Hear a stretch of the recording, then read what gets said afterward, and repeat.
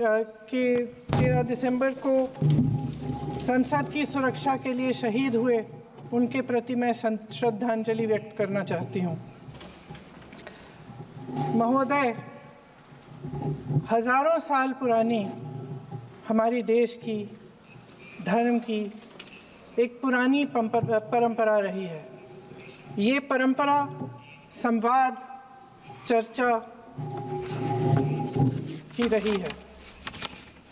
एक गौरवशाली परंपरा है जो दर्शन ग्रंथों में, वेदों में, उपनिषदों में दिखती है। वाद विवाद और संवाद की हमारी पुरानी संस्कृति है।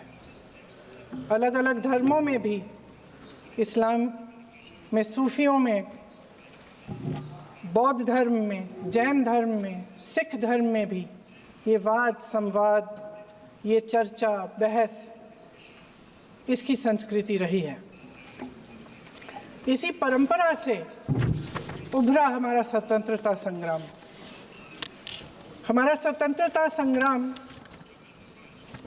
विश्व में एक अनोखा संग्राम था, एक अनोखी लड़ाई थी जो अहिंसा और सत्य पर आधारित थी। ये वाद संवाद की जो परंपरा है, इसको इस संग्राम ने आगे कैसे बढ़ाया? क्योंकि ये जो संग्राम था, ये जो लड़ाई थी हमारी आज़ादी के लिए, एक बेहद लोकतांत्रिक लड़ाई थी। इसमें देश के किसान, देश के जवान, देश के मजदूर, देश के अधिवक्ता, देश के बुद्धिजीवी, चाहे किसी भी जाति के हों, चाहे किसी भी धर्म के हों, चाहे किसी भी भाषा को बोलते हों, सब इस स्वतंत्रता संग्राम में शामिल हुए। सब ने हमारे देश की आज़ादी की लड़ाई लड़ी।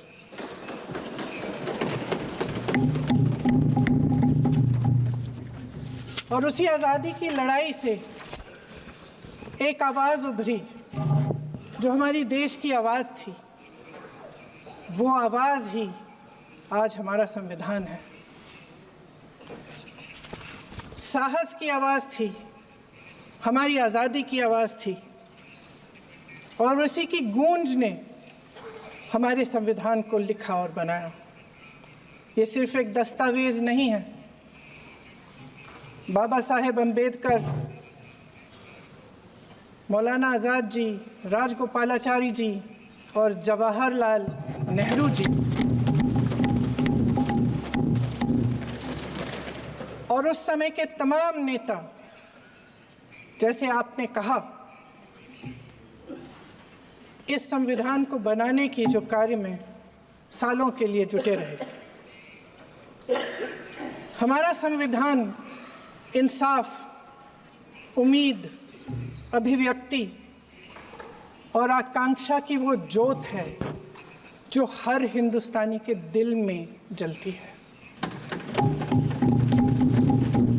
अध्यक्ष महोदय, इस ज्योत ने हर एक भारतीय को ये पहचानने की शक्ति दी कि उसे न्याय मिलने का अधिकार है, कि उसमें अपने अधिकारों के लिए आवाज़ उठाने की क्षमता है, कि जब वो आवाज़ उठाएगा तो सत्ता को उसके सामने झुकना पड़ेगा। इस संविधान ने हर एक देशवासी को ये अधिकार दिया कि वो सरकार बना भी सकता है और सरकार बदल भी सकता है। ये ज्योत जो हर हिंदुस्तानी के दिल में जलती है, उसने हर हिंदुस्तानी को ये विश्वास दिया कि देश की संपत्ति में, देश की दौलत में, संसाधनों में उसका भी हिस्सा है, कि उसे एक सुरक्षित भविष्य की उम्मीद का अधिकार है, कि देश बनाने में भी उसकी भागीदारी है। उम्मीद और आशा की ये ज्योत मैंने देश के कोने कोने में खुद देखी है। उन्नाव में मैं एक रेप पीड़िता के घर गई। उसे जलाकर मार डाला था।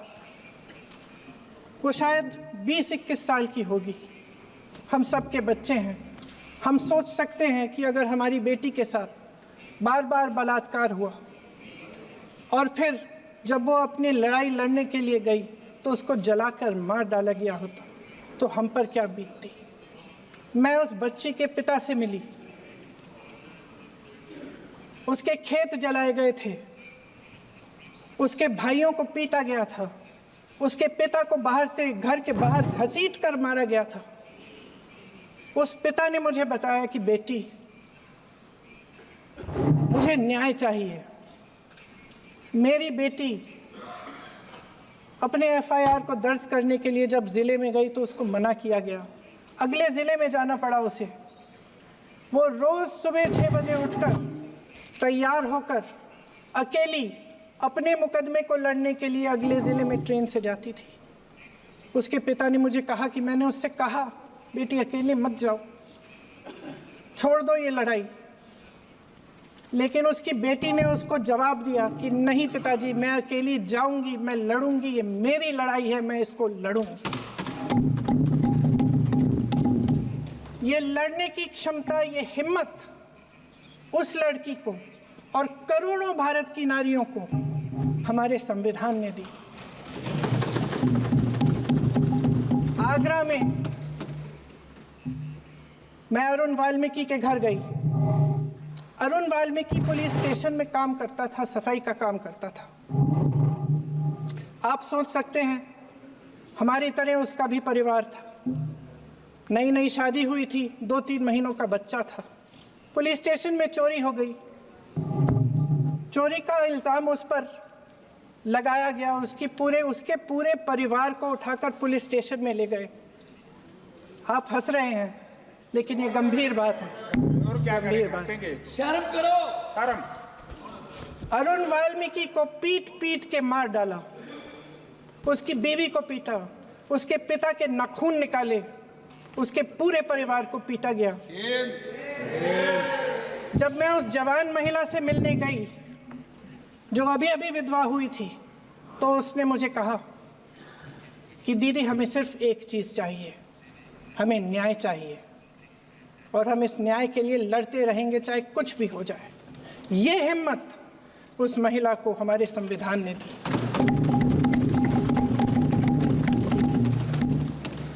संभल के कुछ लोग आए थे हमसे मिलने जो मृतकों के परिवार के सदस्य थे। उसमें 2 बच्चे थे, अदनान और उजैर। अब सुनिए, उसमें 2 बच्चे थे, अदनान और उजैर। एक बच्चा मेरे बच्चे की उम्र का है, दूसरा उससे छोटा 17 साल का है। दर्जी के बेटे थे। दर्जी का एक ही सपना था कि वो अपने बेटों को पढ़ाएगा, लिखाएगा। एक बेटा डॉक्टर बनेगा, एक बेटा भी सफल होगा दूसरा बेटा भी अपने जीवन में सफल होगा। उनके पिताजी हर रोज़ उनको स्कूल छोड़ते थे। उस दिन भी स्कूल छोड़ने के बाद अपनी दुकान में चले गए। उन्हें पता नहीं था कि विवाद हो रहा है। उन्होंने भीड़ देखी, घर आने की कोशिश की तो पुलिस ने गोली से मार डाला। वो 17 साल का बच्चा अदनान मुझसे कहता है, वो 17 साल का बच्चा अदनान मुझसे कहता है कि मैं बड़ा होकर डॉक्टर बन के दिखाऊंगा, मैं अपने पिता का सपना साकार करूंगा। ये सपना, ये आशा उसके दिल में हमारे संविधान ने डाली। अध्यक्ष महोदय, हमारे देश के करोड़ों देशवासियों के संघर्ष में, अपने अधिकारों की पहचान में, इनकी कठिन से कठिन परिस्थितियों से लड़ने की अपार हिम्मत में और देश से न्याय की अपेक्षा में हमारे संविधान की ज्योत जल रही है। मैंने हमारे संविधान की ज्योत को जलते हुए देखा है और इसके साथ साथ ये भी समझा है कि हमारा संविधान एक सुरक्षा कवच है। एक ऐसा सुरक्षा कवच है जो देशवासियों को सुरक्षित रखता है, न्याय का कवच है, एकता का कवच है और अभिव्यक्ति की आज़ादी का कवच है। दुख की बात यह है कि मेरे सत्ता पक्ष के साथी जो बहुत बड़ी बड़ी बातें करते हैं, इन्होंने इन 10 सालों में यह सुरक्षा कवच सत्ता पक्ष के मेरे साथियों ने ये सुरक्षा कवच तोड़ने का पूरा प्रयास किया है। संविधान में सामाजिक, आर्थिक और राजनीतिक न्याय का वादा है। ये वादा एक सुरक्षा कवच है जिसको तोड़ने का काम शुरू हो चुका है। लैटरल एंट्री और निजीकरण के जरिए ये सरकार आरक्षण को कमजोर करने का काम कर रही है। अगर लोकसभा में ये नतीजे नहीं आए होते तो ये संविधान बदलने का काम भी शुरू कर लेते। सच्चाई ये है अध्यक्ष महोदय कि आज संविधान बार बार इसलिए कह रहे हैं क्योंकि इस चुनाव में इनको पता चल गया कि इस देश की जनता ही इस संविधान को सुरक्षित रखेगी, कि इस चुनाव में हारते जीतने से इन्हें एहसास हुआ कि ये संविधान बदलने की बात इस देश में नहीं चलेगी। आज जनता की मांग है कि जाति जनगणना हो। सत्ता पक्ष के मेरे साथी ने इसका जिक्र किया। ये जिक्र भी आज इसलिए हो रहा है क्योंकि चुनाव में ये नतीजे आए। ये जाति जनगणना इसलिए जरूरी है ताकि हमें पता चले कि किसकी क्या स्थिति है और नीतियां उस हिसाब से बने। इनकी गंभीरता का प्रमाण ये है कि जब चुनाव में पूरे विपक्ष ने जोरदार आवाज उठाई कि ये जाति जनगणना होनी चाहिए तो इनका जवाब देखिए। इनका जवाब भैंस भाग भैंस चुरा लेंगे, मंगलसूत्र चुरा लेंगे, इनका ये जवाब था। ये गंभीरता है इनकी जाति जनगणना पर। महोदय, हमारे संविधान ने आर्थिक न्याय की नींव डाली, किसानों, गरीबों और को जमीन बांटी, भूमि सुधार किया, जिसका नाम लेने से कभी कभी आप झिझकते हैं और कभी कभी उनका नाम धड़ाधड़ इस्तेमाल किया जाता है अपने आप को बचाने के लिए। उन्होंने HAL, BHEL, SAL, GAIL, ONGC, NTPC, railways, IIT, IIM, oil refinery, तमाम PSU बनाए। अध्यक्ष महोदय, उनका नाम पुस्तकों से मिटाया जा सकता है, उनका नाम भाषणों से मिटाया जा सकता है, लेकिन जो उनकी भूमिका रही इस देश की आज़ादी के लिए और इस देश के निर्माण के लिए, वो इस देश में से कभी मिटाया नहीं जा सकता। 75 सालों में जनता का भरोसा रहा कि नीतियाँ बनेंगी तो जनता की भलाई के लिए बनेंगी। जल जंगल जमीन का अधिकार मिला आदिवासी भाई बहनों को। इंदिरा जी ने बैंकों का राष्ट्रीयकरण करवाया, खदानों का राष्ट्रीयकरण कराया। कांग्रेस और यूपीए की सरकारों में शिक्षा का, भोजन का अधिकार मिला। 75 सालों में जनता का भरोसा मिला। पहले संसद चलती थी तो जनता की उम्मीद होती थी कि सरकार महंगाई और बेरोजगारी पर चर्चा करेगी, कोई उपाय निकालेगी, कोई रास्ता निकालेगी। लोग मानते थे कि अगर कोई नई आर्थिक नीति बनेगी तो देश की अर्थव्यवस्था को मजबूत बनाने के लिए बनेगी, तो भारतीय बाजार को मजबूत बनाने के लिए बनेगी, उनके भविष्य को मजबूत बनाने के लिए बनेगी। किसान और आदिवासी भाई बहन भरोसा करते थे कि यदि ज़मीन के कानून में संशोधन होगा तो उन्हीं की भलाई के लिए होगा।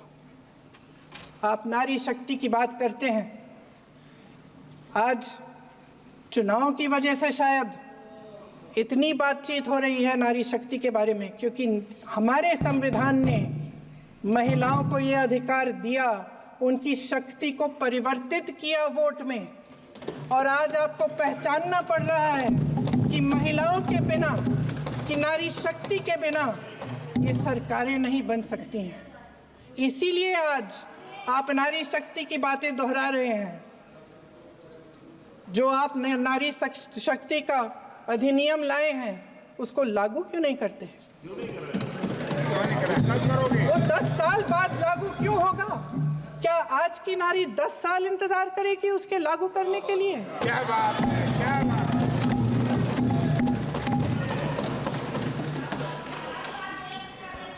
आज संसद में बैठे हुए सत्ता पक्ष के मेरे साथी ज्यादा से ज्यादा अतीत की बातें करते हैं। 1900 सन 1921 में क्या हुआ, कब हुआ,